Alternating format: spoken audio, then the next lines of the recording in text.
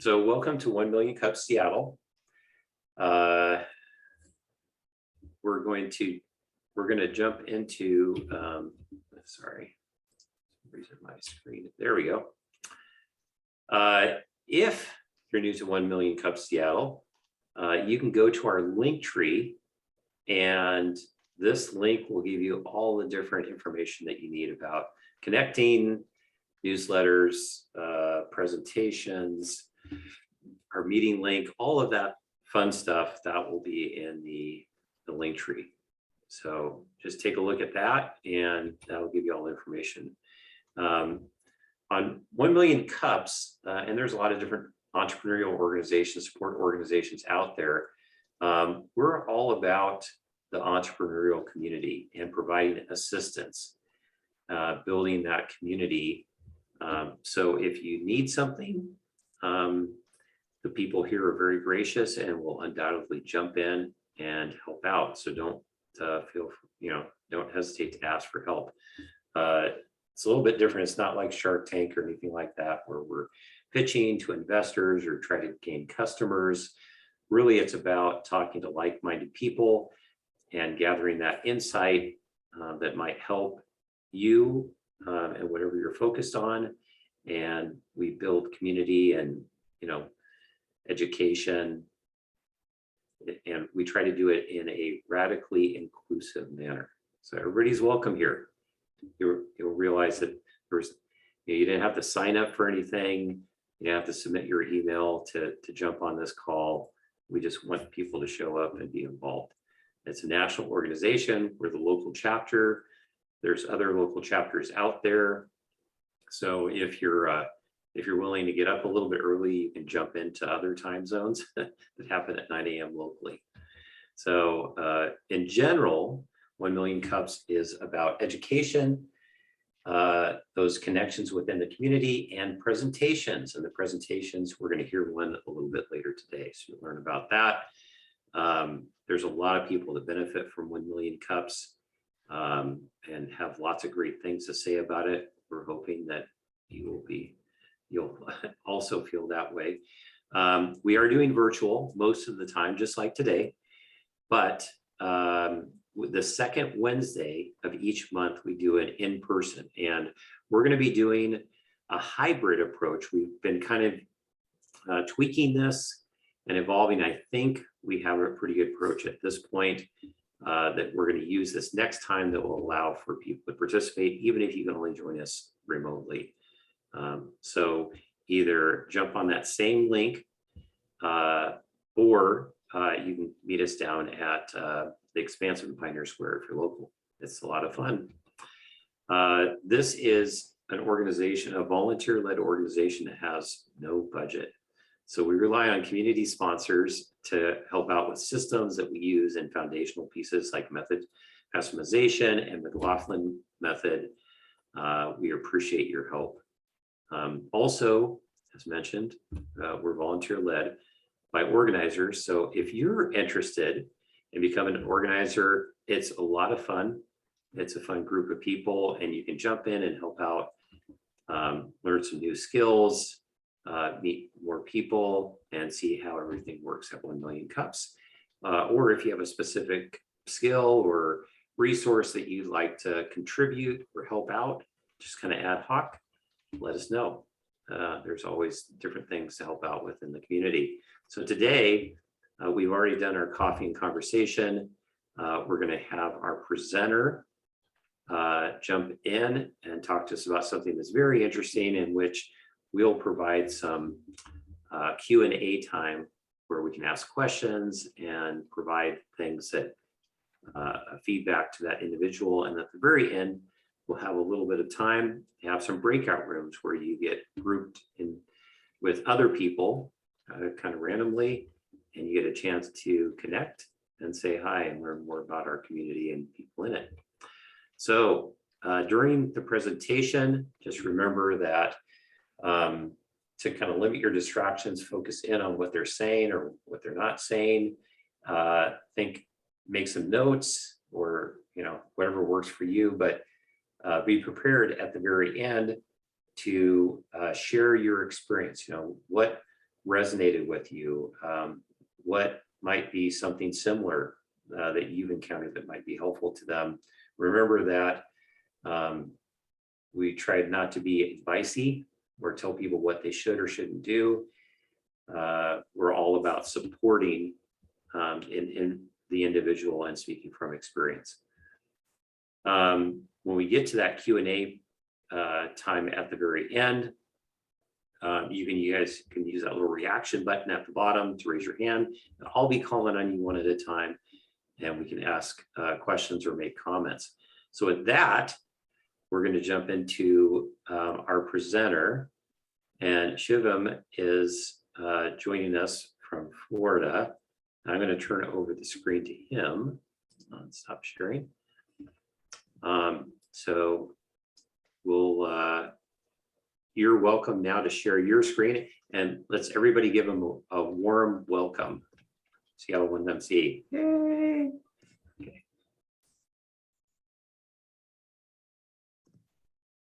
All right. Good morning, 1 Million Cup Seattle. I hope everyone's having a powerful morning so far. Thank you for having me today. So I'll just kick it off. So good morning, everyone. My name is Shivam Ramphal. I am one of the co-founders of Maya AI. Maya is actually a self-learning intelligence system, helping brands and e-commerce companies find, convert, and keep customers. Maya AI was actually created by 3 brothers. I am the youngest out of all 3. We've been working together for 7+ years, all 3 of us, in different industries, from retail, software, e-commerce, a little bit of construction, not too much, and now AI. And we've been really passionate about the startup since our last startup and stuff like that. So it's been a great journey so far. So the problem that we're essentially solving, or we're tackling, is these e-commerce companies, these retail companies, are having a hard time trying to really assess all of their marketing analytics, all of their data that's incoming, right? They're having they don't really have the time to assess all of it at a current time. And when they see these analytics, they're falling into another problem where they have to strategize on how to grow that. So the first thing is understanding it. The second thing is strategizing in order to grow. And then the third problem that they're having difficulty with is implementing it at a certain time, where, how, so on and so forth. So, and for these companies to hire an analyst or consultant to help them with these things, it can be pretty expensive and timely, depending on the consultant or the analyst, right? So this is where we built Maya. So Maya is just basically a voice for your data, right? There's 2 scenarios where Maya can provide value. One is where the e-commerce, or in this case, John, goes to Maya, and they can ask Maya questions about their analytics, or even more marketing strategic questions. For example, you can say, hey Maya, how much sales did I make? Maya can render out that piece of analytics for you. Or hey Maya, what's the best way I can grow my podcast, right? And Maya can give you more relevant strategies, suggestions on how to do so, right? Or the second aspect of value is where Maya goes to the company. So Maya can notify the company on any market shift that's happening within their business, or anything that may influence their customers, their brand, products, so on and so forth. And for them to research that, it could be it can be a nominal depending on when they research it and if they are aware of it. So Maya does this on an autonomous basis, where she'll provide you these shifts, so you don't gotta do much. You just gotta know about it and then re-strategize things. And essentially, all of the intelligence that Maya can provide is to convert, find, and keep your customers.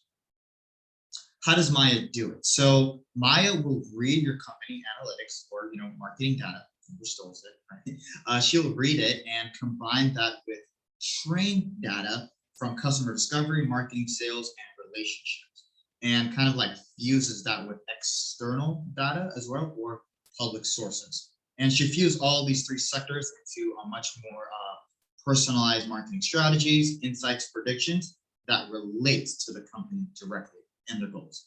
And what's really cool about it is Maya's intelligence can't really be found online. You'll find like generic versions, or some sort of versions of kind of like assessing of which the intelligence is, but the direct intelligence of Maya, you can't really currently find that online. We are currently targeting the e-commerce sector, the market entirely.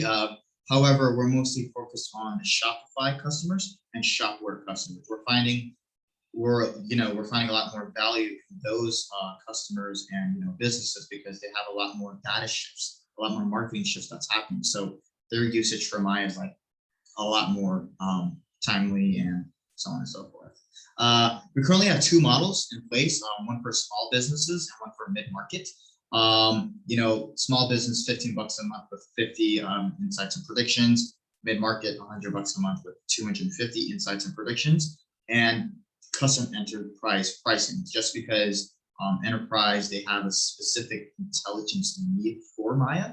So their levels of building out their Maya will be a lot more different than our two tiers here. All three is applicable to upgrades, BI integrations, premium sources, or a short version of saying that, intelligence, right?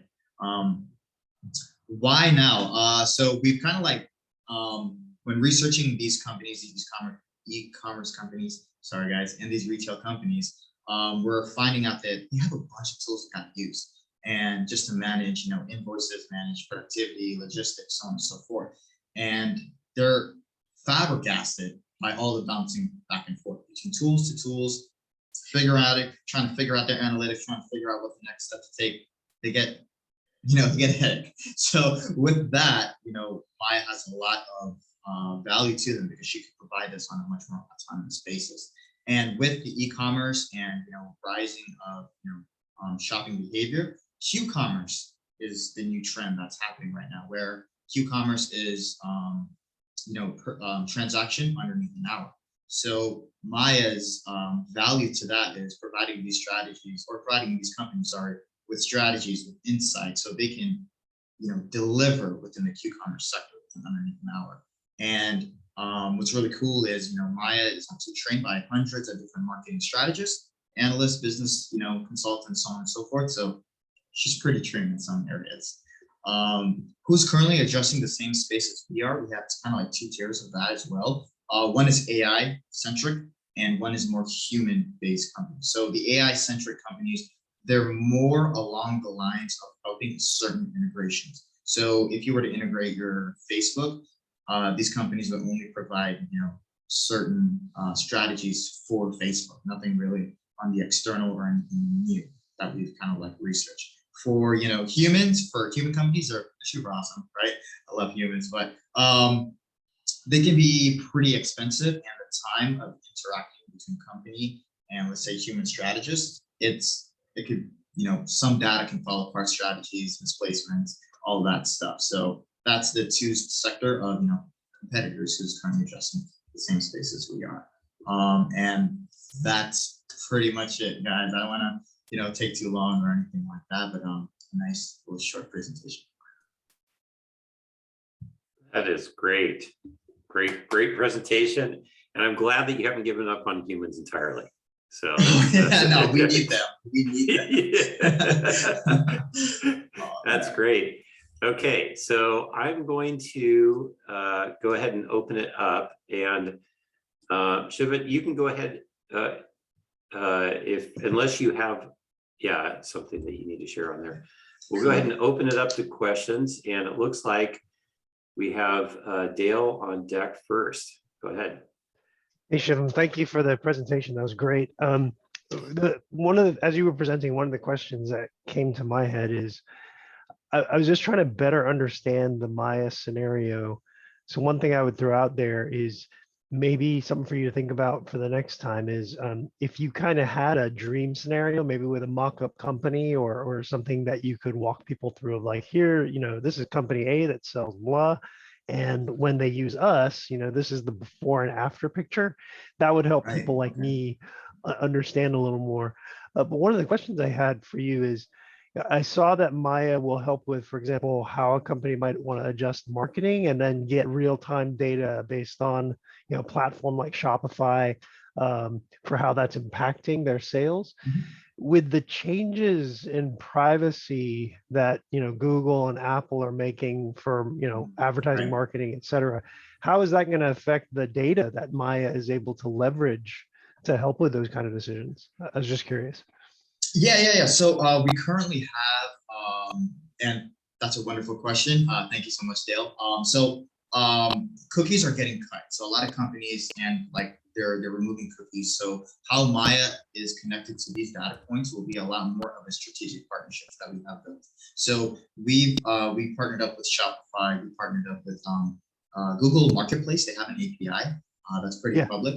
Not too sure if you guys know that. But so we connected into these APIs and we just stream those data flows into Maya without, the cookies and stuff like that relations. Because we know that's getting cut. So we can't rely on that anymore. So we're more prominent into the APIs connecting directly into Maya. So it's within the onboarding, the customers will tell Maya their goals. Like, what do you want Maya to, provide intelligence on, and what are you really looking what are you looking for Maya to do for you?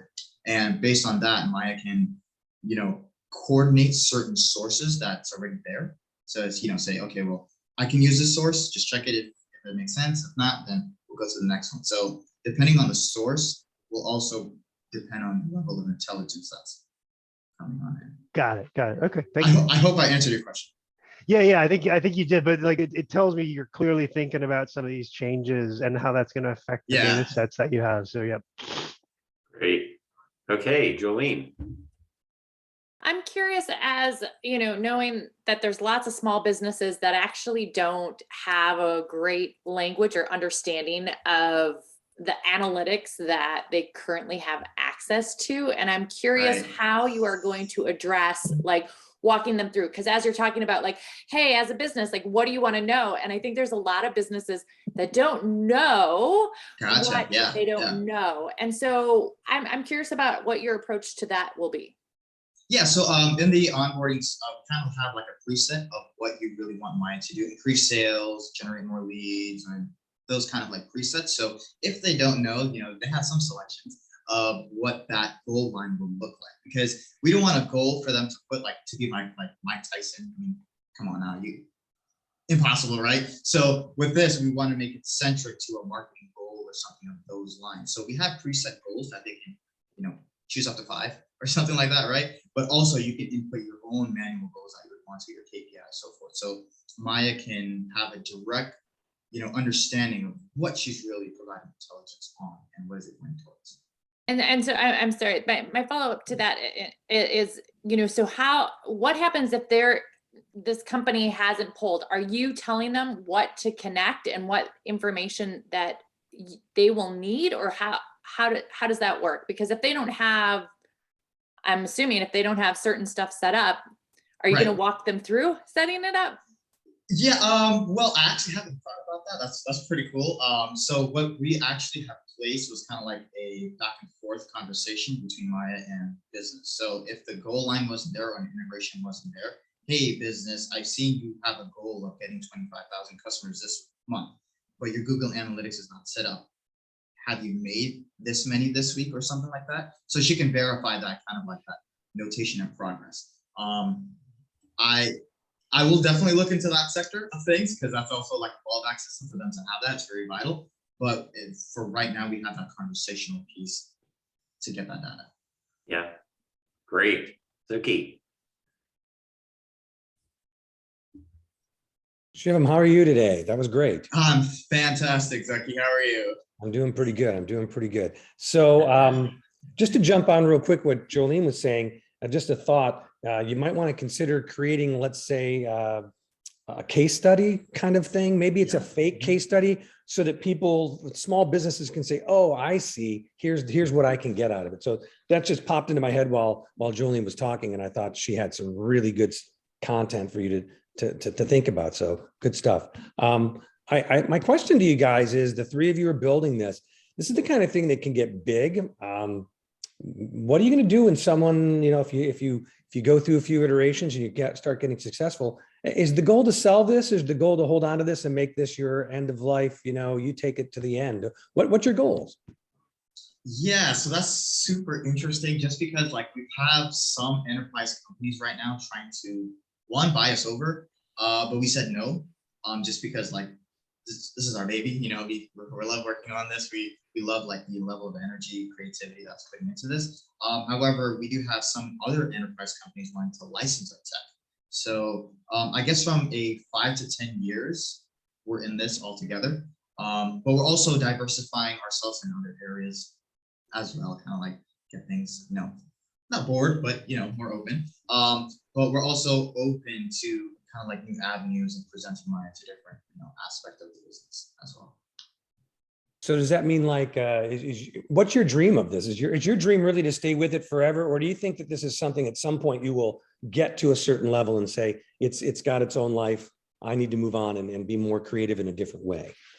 That is super cool. That's such a great question. So actually, my background before I started in, you know, the startup, I was in a lot of medical stuff. So I used to volunteer and intern at Kids Hospital. So my dream with Maya, since it's like this robotics that, you know, help at a, you know, at a global level, right? Or sorry, not global, from a bird's eye view, is to help, you know, individuals. So my passion or my goal was it to implement Maya to these kids in terms of hospitality, care, stuff like that.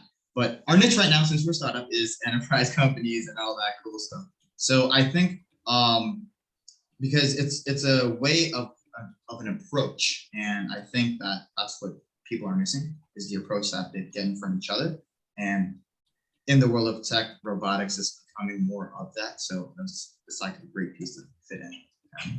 Yeah, thanks a ton. Appreciate your really good answers. Thanks. Nice, thanks. Valerie, got something. Yeah, just a questions that is, I guess, maybe some feedback. You mentioned attraction, conversion, and retention, but then in your rest of your presentation, I didn't actually hear much about retention and how your product would do that. So I'm curious, like, is that about monitoring online reputation, or like how what's that piece? Yeah. So the retention part is actually analyzing from a digital side, because those analytics are being propagated by the tools already. We're just dipping in there to kind of like put and organize certain fields so you can understand the customer's journey in that part. And once, you know, for example, let's just say you have a client that's, you know, they just bought your product, but they go to your website, still confused, going to your docs, something like that. It's those behaviors track. So, but the business owner or the strategist may not realize that from a tool analytical perspective. So Maya can dip into those tools, you know, the integrations, and render out those behavior so you can better target or better communicate and so on and so forth. It's not like a journey of the business or the customer using your product or service. We're not integrated that far yet, but we're more integrated from a like a concrete standpoint, from a digitization standpoint. Yeah. Nice. Okay.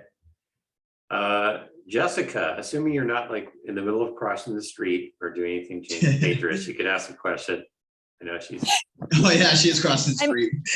I'm on a path, so Okay, I'm all safe, unless a bicycle hits me. I was curious in terms of like ideal client. It tends to be that small business owners are sort of the one-stop shop of everyone you're talking to, but that mid-size companies that you're looking to work with, what kind of like who in the company would be the person in terms of us? The people that are listening to, who would we refer this to? What kind of job titles are you looking at? Yeah, so we actually found out from an enterprise and mid-sized company level, business analysts and marketing analysts are the two roles that find the most value in Maya, because that's essentially what they're doing, just from a humanistic standpoint. So Maya actually helps automate their work, so they love working with Maya, in a sense. However, we have to go through the directors and stuff like that for clearance and all that stuff. So that's a crazy sales process on its own. But we're finding a lot more value in terms of the analyst part of the company. Oh, thank you. Nice. Just short question. Yeah, for sure. Thank you. I have something that I was going to build on. I know that Jolene had mentioned something along these lines earlier, but I was kind of curious also if you have, you go into a company and let's say that you mentioned earlier that you pull from, public facing data, but also the data from their company. And if they don't have that all set up, there's obviously there's an opportunity for you to bring in somebody that to set up those things, or say, oh, these are the platforms we recommend that you use internally for some of that data. So there might be an opportunity for some partnerships there, but also to take it even a step further, those experts that, Maya is driving these things, but obviously, you're set up to drive towards specific goals. But if they're not even sure what those goals should be in the first place, Right. like if they have maybe their director of marketing or their director of strategy or whatever, they're out of their depth, or that maybe they don't even have one, like there might be some opportunities, but just something to think about of like, who are the people that, if this company doesn't have those, who could you bring in as a partner, or Right. be able to support Yeah. them as well, so that they're not going to somebody else and who might have their own tool that's competing with right. you, kind of Yeah, thing. so it's funny that you said that, because we're now starting to dive into the partnerships and like the tools and stuff like that. So we're actually now starting to partner up with Google from a they have different brackets of partnerships for like the bronze or something like that. But we're trying to go for like the top, just because we can get more of a direct API into the Google Analytics, so we can render out information a lot more better. The same thing with like BI tools. So we've actually like have an integration with Slack. So when the companies use Maya, they can pull her up in Slack, ask her a question and stuff like that. So the integration from Maya to like their BI tool, she can sit on top of the BI tool and just render out the queries that they're asking through Slack. So it's like, hey Maya, and you have like 50 people on Slack talking. Hey Maya, how many sales did we do today? Oh, well, Maya will dip into, so like, your BI tool, whatever, analytical tool you're using. This source or this BI tool is saying this. That's your answer. Gotcha. And yeah, something like that. Nice. Okay, Leanne, you had a question. Yeah, thank you. And it's nice to see you again. I believe I saw your pitch a while back at 1 Million Cups Irvine. So Oh yeah, I think that's my other brother. Sam. I'm just a substitute in this scenario. Yeah. oh, it's nice to see you again. I had a question, because before I went into the chat and clicked on the link, I went to Maya AI and it brought up another company. And I was just curious, have you considered, because I noticed in here it says Meet Maya. Are you, Yeah. I'm just curious about your marketing. Are you considering changing, or? Yeah, so we're actually talking to that. So that company is a Singapore company only. We're United States and some parts of Europe that we have clearance and stuff like that. But that other Maya AI is a straight Singapore company. We're actually talking about them to kind of like refactor names, because yeah, we're just in a conversation of factoring some names on both sides, because some people did get confused on that Maya AI and then Meet Maya AI. They have a trademark pending on their name. Exactly. That's it. Exactly. So yeah. So we're having this conversation so we can take that title. Not a rude way, but take that title. I was just curious, because when I went, your colors are even similar. I was like, oh my goodness. So interesting. But I appreciate hearing your presentation, and I also like that the one slide. I think you guys have changed it since I last saw it. That you you have a story on your slide, and I think I heard a couple of people mention today, like, I would actually love to see you go through that case study with a man who owns a tire business. And I think that would be really super helpful. But thank you for that. And thanks for clarifying the thing. I want to make sure I was on the right. For sure. Thank you. Yeah. Okay, back to you, Zucky. Yeah, so I've been hearing you talk a lot, I think I've got this narrowed down. Right now, you're really looking at doing some enterprise things, and I know that's because if you do stuff with Google and with these larger companies, lots of data, right? But for any AI, more data equals a better result for any future customer, right? So small companies are probably not going to have the same questions and data and such that the large companies will. Is there any consideration to try to increase the number of small companies you have right now coming in so that you can grab their data, and that Maya will have the ability then to parse out small versus large and look for those trends? I mean, I don't know if it includes, free or a lower cost entry point. I didn't think what you had sounded expensive from the pricing, but I just wanted to know what your thoughts were on getting the smaller business in there to enhance your data. Yeah, absolutely. So in terms of enterprise companies and data, I'm gonna just get a little data scientific there for a moment. So with enterprise, they have a lot more data pools, a lot more stuff concrete in terms of, marketing, in terms of impact, so on and so forth. So their data pool is a lot more structured, right? However, there's still a whole entire market that is impacted and influenced different companies at a segmented level, either enterprise or mid-market. We do have more mid-market companies using Maya than enterprise. So the thing is, from a security standpoint, we can't really take their data to influence another company. That's kind of like almost conflict of interest. So what we do is we created, like, how I explain to people this process is kind of like a beehive situation. Each bee is like a Maya, but they all go in this big entire container where it stores strategies, stuff like that. Nothing pertaining to the business data at all. However, it's centralized in this big over world of data where if another small company were to come in and need certain strategies and stuff like that, it's there in that, kind of like that data world in a sense, right? Because there's still, like, enterprise, they have their motion of thing that's going on.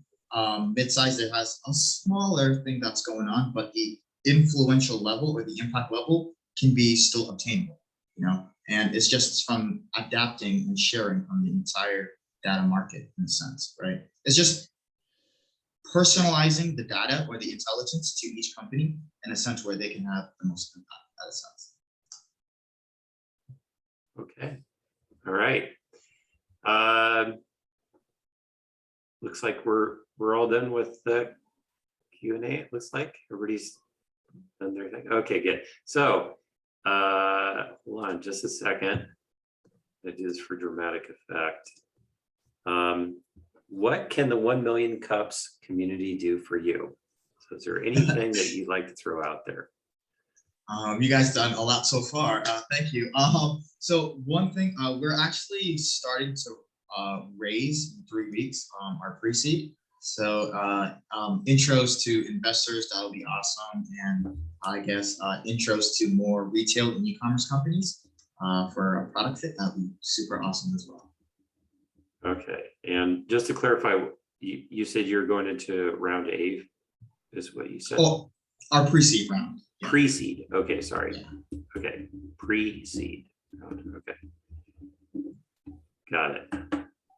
I know people that have angel investment firms, that's not me, by the way. So, all good, yeah. Totally but yeah, just so I have the right term, because they'll, of course, know if I've said it wrong. For sure. Okay. Nice. Well, that sounds great. And I know that contact information is in the chat if you didn't see that before, so you can look into it a little bit further. Really appreciate you coming. Now, so that was our presentation today, but if you would like to present, or somebody you feel that maybe they haven't even attended 1 Million Cups before, but you're like, oh, they could really benefit from this presentation format. As you saw today, we're very casual. No one's going to grill you. It's a pretty relaxed environment. And this is your opportunity to kind of present to a small audience and get some feedback. So please reach out if you're interested in presenting. Remember that we're always looking for some additional help. Just reach out to us, that email at the bottom, which of course is in our link tree as well. And you can let us know if you'd like to connect or sign up for our newsletter or help us. Next week, we're doing teacup conversations. And if you haven't attended one of those in the past, it's where we put a subject out there to the group, and we do some breakout rooms and some group discussion around a topic. that's something that's of interest to everybody. We've done some other stuff in the past around business plans and strategy and marketing and some even I think New Year's resolutions at one point. So, but anyway, some fun topics to jump into there. And so we're going to jump into breakout rooms. And I'm hoping that Adele or Tara was the backup, have set up some breakout rooms for us, but we're going to wrap up our time by doing that. And this is your opportunity to kind of have a little bit more intimate conversation with some other people in the community. And feel free to, you know, a lot of people within our community know each other already, but it's an opportunity to share connection information or continue the conversation. So with that, I will end my share screen. And you guys should see the breakout rooms.